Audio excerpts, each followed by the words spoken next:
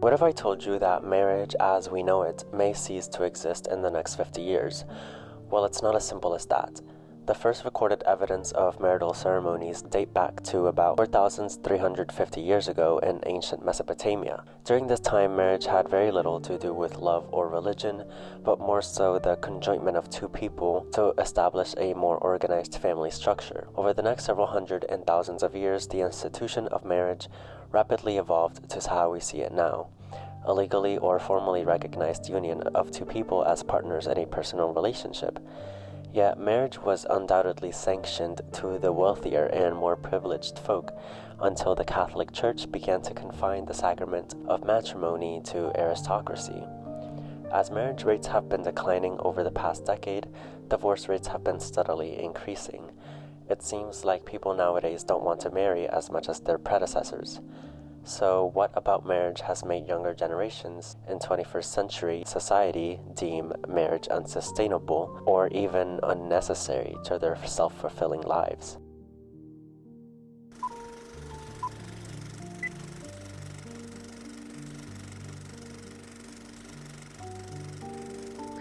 Hello, my beautiful people. Today we're going to be talking about marriage. I know it might seem a little bit like, what? But I just feel like I found this topic very interesting because me personally, as a Gen Zer, I don't know how I feel about marriage. So that's what we're going to be diving in today. I hope I'm dressed for the occasion pretty well, you know. I got like a cross, you know, marriage. Yeah. But without further ado, let's get into today's topic.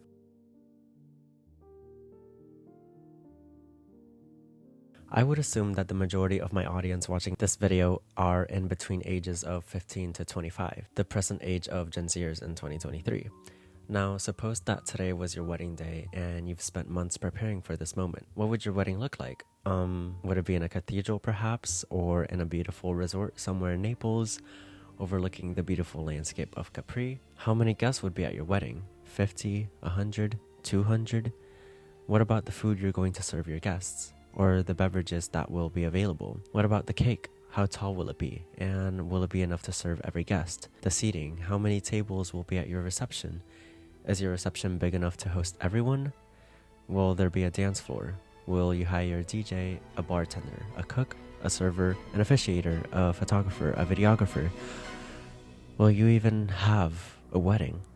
I know that this concept seems like an over-exaggeration, but while it may not be universal, it is more so the process of planning a wedding. Throughout the 2010s and 2020s, the construct of redefining traditional ideology has been quite immense.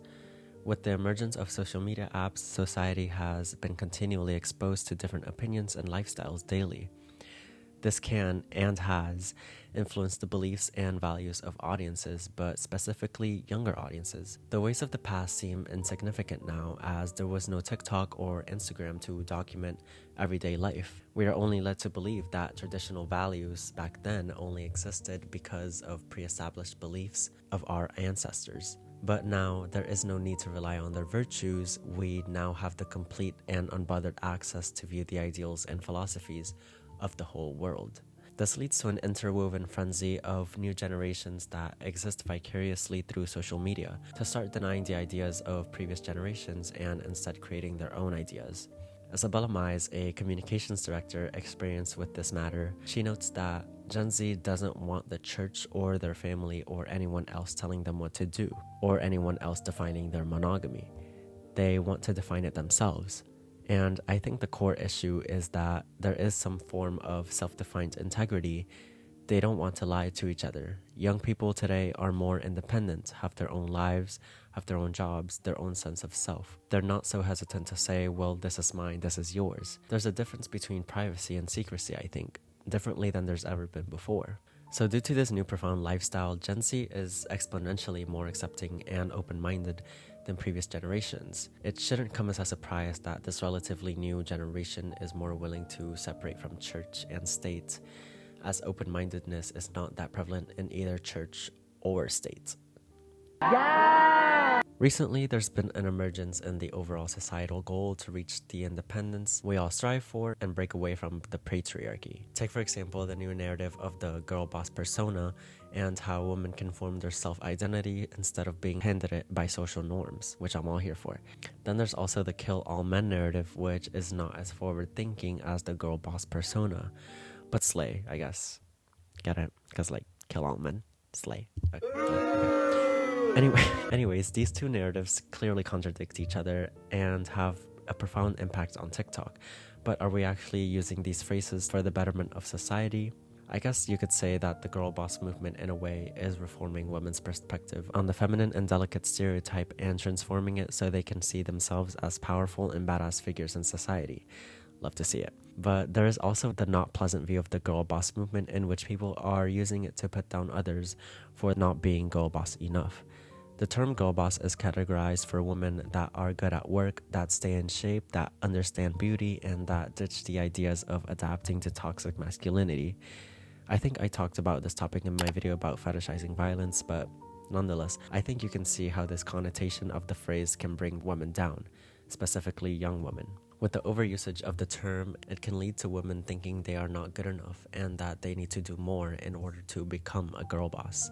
This puts the onus on men that they are not being valued by women on top of the kill all men narrative, and therefore institutes a greater decline in the formation of heterosexual relationships. I emphasize heterosexual relationships because I think that homosexual and other types of relationships are affected by different factors than this. But I'll talk about that later in the video, so if you want to stick around to view my opinion on that, go ahead. Okay, so I want to backtrack a little bit and talk about the post-war era of the 1940s to the 1960s. During this time, the origins of the nuclear family began to form. For context, a nuclear family is defined as a couple and their dependent children regarded as a basic social unit. In other words, the nuclear family is the base model for the modern American family. During this time period, the need for a family was widespread as men came back from the war to settle down and form a family structure, hence the generational term baby boomers. Women during this time were also expected to be subject to the stereotypical stay-at-home mother figure that cooked, cleaned, and did the necessary household chores. Although women did not want to maintain their pre-war jobs, they were consequently forced out by men returning home and by the downturn in demand for war materials. While women were disproportionately affected by the post-war era, and result, the idea or formation of a family through marriage became even more generalized. In the years to come, society would view marriage as a powerful creator and sustainer of human and social capital for adults as well as children, about as important as education when it comes to promoting the health, wealth, and well-being of adults and communities. In a greater sense, marriage, or at least a unity or bond between two or more people, is necessary for the ultimate survival of society. Or is it? There are some cultures around the world that do exist without the institution of marriage. Take, for example, the Mosuo people of southwest China. Their mating system is called walking marriage, where the man and woman do not live together even though they sleep together. Yet walking marriages are not necessarily casual relationships. In general, they seem to be long-standing arrangements that can even last for a lifetime. This society runs by an avunculate nature, meaning that the patronage of children exists through the father's sister's son or daughter.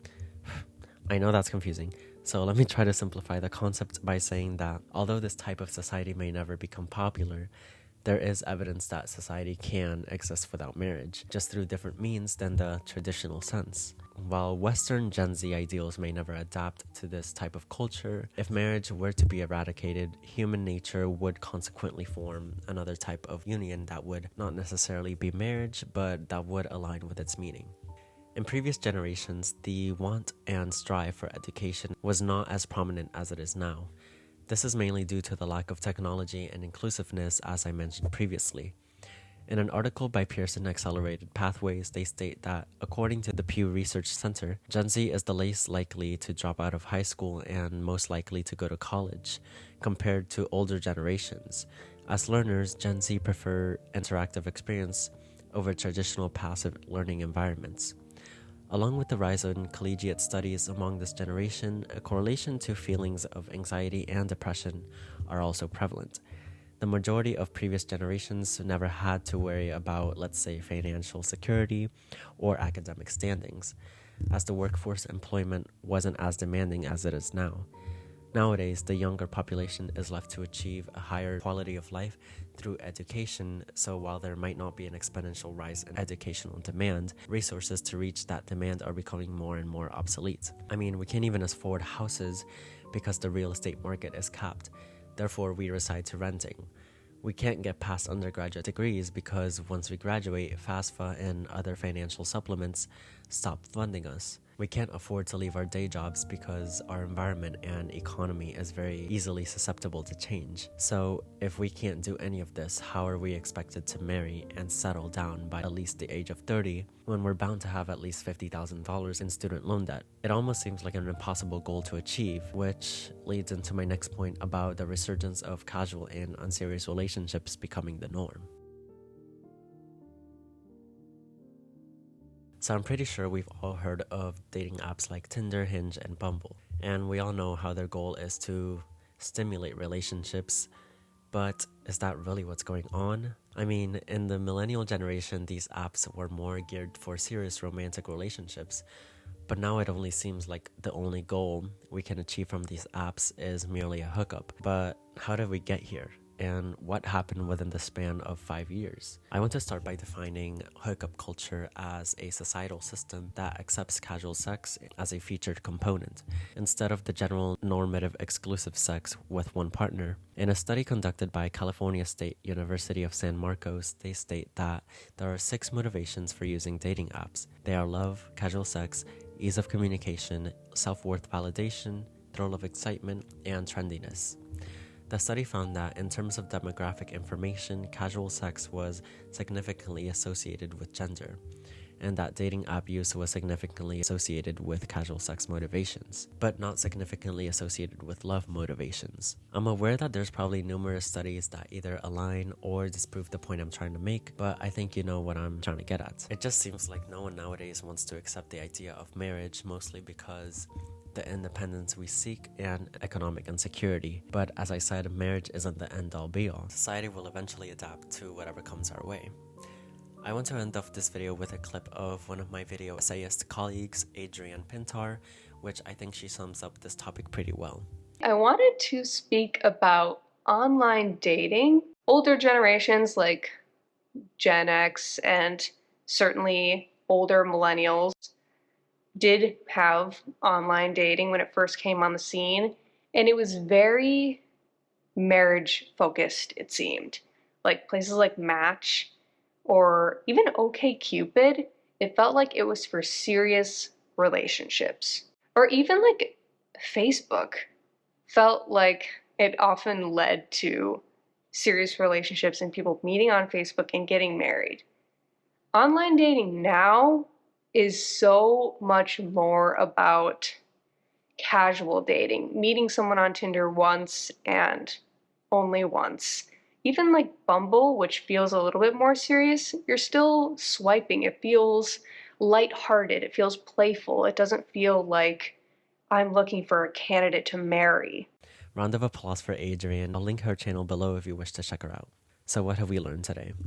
Well, I hope that if before watching this video you were stressed about finding a long-term partner, you can now rest assured you're not alone.